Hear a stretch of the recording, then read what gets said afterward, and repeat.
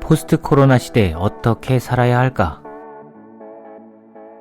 팬데믹 시대입니다. 세계보건기구의 전염병 경고 중 최고 위험 단계죠. 평범한 우리의 일상이 비극적으로 무너졌습니다. 혼란이 조정되고 있다고는 하지만 여태 우리의 앞날은 불확실하죠. 슬라브의 지혜과 이태광이 나눈 대화로 포스트 코로나 뉴 노멀 속에서 혼란의 앞날을 설계할 작은 단선을 찾아봅니다. 광고 아닙니다. 협찬 받지 않습니다.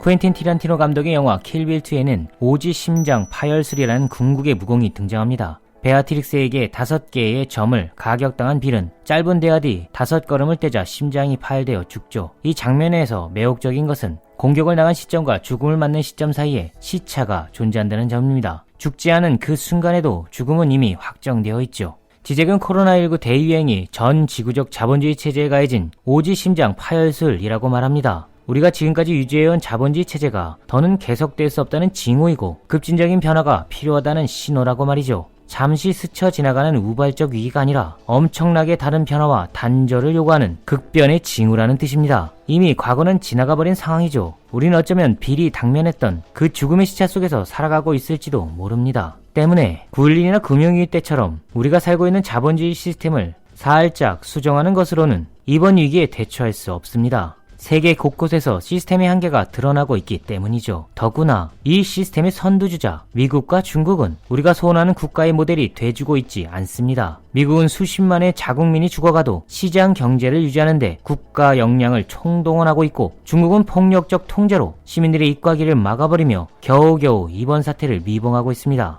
두 강대국의 이러한 대처는 코로나19 이후 우리의 앞날이 두 나라가 될 수 없다는 비극적인 예시입니다. 국가의 부와 힘이 증대해도 국민은 위험과 가난과 폭력에 시달려야 하는 비참한 상황을 미국과 중국은 구체적으로 상영하고 있죠. 지적이 이번 팬데믹 사태를 정치적인 문제라고 주장하는 이유입니다. 이제 우리는 나라별로 고유한 기반을 준비할 수 없습니다. 알아서 잘 바이러스와 싸운다고 해서 알아서 문제가 해소될 수는 없죠. 지금부터 우리가 싸워야 할 대상은 바이러스가 아니라 사회적인 시스템인 겁니다. 세계는 묶여있고 하나의 위기는 전부의 위기가 된 것이죠. 따라서 팬데믹 상황에서 시장의 모든 것을 맡기는 신자유적 발상과 기존의 익숙한 세계관을 제거해야 한다고 지쟁은 강력하게 주장합니다. 자본주의 사회는 이미 코로나19로 인해 재창조되고 있습니다. 우리는 달라져야만 합니다. 무엇을 어떻게 해야 하는 것일까요? 우선 이 세계가 단일하고 복잡한 시스템이라는 사실부터 이해해야 합니다. 세계의 한쪽이 고장나면 곧바로 다른 쪽까지 엄청난 피해를 입는다는 것을 직시할 수 있어야죠. 국지적이고 지역적이며 개인적인 노력만으론 위기를 전면 돌파할 수 없다는 의식을 장착해야 합니다. 내 조국, 내 민족, 내 가정의 담론을 형성하는 시대는 이미 끝난 것이죠. 우리의 문제, 공동의 문제, 세계의 문제를 연대할 감수성을 키우는 것이 앞날을 대비하는 가장 기초적인 방책입니다. 두 번째, 공공연하게 가속되고 있는 노동의 차별을 감각할 수 있어야 합니다. 보이지 않지만 여전히 위험에 노출된 채 밖에서 일하는 사람이 있고 극히 일부 선택받은 사람들만 안전하게 격리된 생활을 하는 상황이 영화가 아닌 현실이라는 것을 받아낼 수 있어야죠.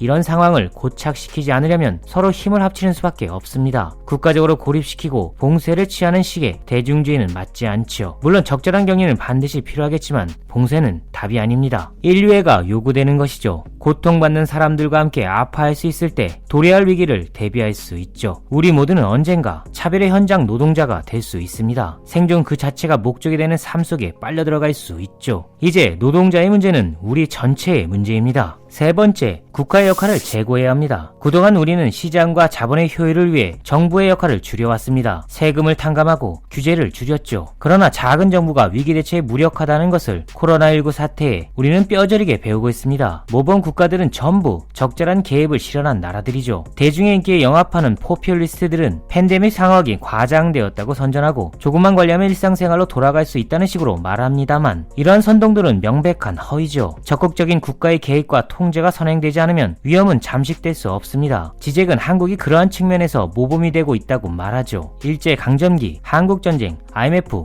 북한의 위협 등 일상화된 위기가 국가에 대한 혐오를 줄이고 공권력을 적절한 수준에서 따르는 체제를 만들었다는 겁니다. 강한 국가만이 위험에 대처할 수 있죠. 마지막으로 우리는 위 세 요인의 핵심을 알아차려야 합니다. 현재 우리는 절박한 정치적인 상황에 놓여 있다는 것이죠. 우리는 새로운 삶의 방식을 발명하도록 강요받고 있습니다. 실질적 변화를 이끌지 못하면 세계는 나락으로 추락할 수 있죠. 그러나 두려움에 떨 이유는 없습니다. 변화는 언제나 양가적이니까요. 위키리스크의 설립자 줄리언 어산지는 코로나19 위기는 지금 우리에게 모든 가능성이 열려있음을 보여준다고 말합니다. 그 가능성의 방향은 최고의 쪽이 될 수도 최악의 쪽이 될 수도 있죠. 우리는 선택해야만 합니다. 선택을 강요받고 있다고 말하는 편이 좋겠죠. 이것은 정치적인 문제입니다. 체제를 바꾸지 않고선 앞날을 희망할 수 없기 때문입니다. 자본주의 자체를 의심하는 것, 그리고 더 나은 체제가 실현될 수 있도록 정치적 문제에 민감하게 반응하는 것이 중요하죠. 연합의 힘으로 실질적 영향으로 대항하지 않으면 우리의 공공재들은 소수의 부로 빨려 들어가 양극화는 일상화된 차별로 진행되고 우리의 평범한 삶 자체가 붕괴될 수 있습니다. 더 뜨겁고 더 매섭게 새로운 정치적 비전을 발명하지 못하면 우리는 야만으로의 태보를 경험할 수 있죠. 지적은 더 늦기 전에 정치에 참여해야 할 것을 종용합니다. 사적인 것은 독점의 유혹에서 제외될 수 없기에 공적인 것을 요구하는 적극적 언사들이 공공의 이름으로 반드시 연합해야 하는 것이죠. 2008년 월가를 점령하라 시위 중 지적이 한 의미심장한 말을 되새김해 봅니다. 우리가 마주쳐야만 하는 진정 어려운 질문들이 있다. 우리는 우리가 무엇을 원하지 않는지에 대해 안다. 그러나 우리는 우리가 무엇을 원하는지 모른다. 문제는 부패 나 탐욕이 아니라 자본주의 그 자체다. 민주주의와 자본주의의 결혼은 끝났다. 변화는 가능하다. 지금 우리는 2차 세계대전 후 발명된 민주주의와 자본주의의 결혼이 주저해낸 임시적 체제 속에 살아왔습니다. 이 체제는 전통적인 것도 영원히 보편적인 것도 아니죠. 체제는 우리의 필요에 의해 구성한 것이기에 우리의 요구에 의해 다시 구성할 수 있습니다. 지금부터 우리가 싸워야 할 대상이 바이러스가 아닌 사회적 시스템인 이유죠. 다만 익숙한 것을 바꾸기 위해선 작은 용기가 요구됩니다. 이 체제는 모두가 최소한의 생존을 보장받을 수 없기에 일상으로 침투한 위기를 일상의 낮은 것들로부터 변화시킬 수 있어야죠. 나만의 문제가 사라진 절박한 상황입니다.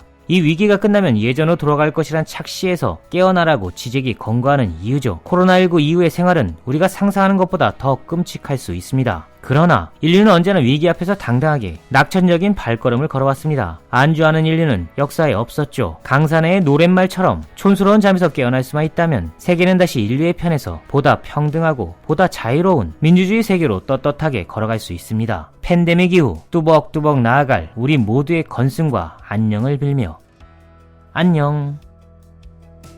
Paper Renaissance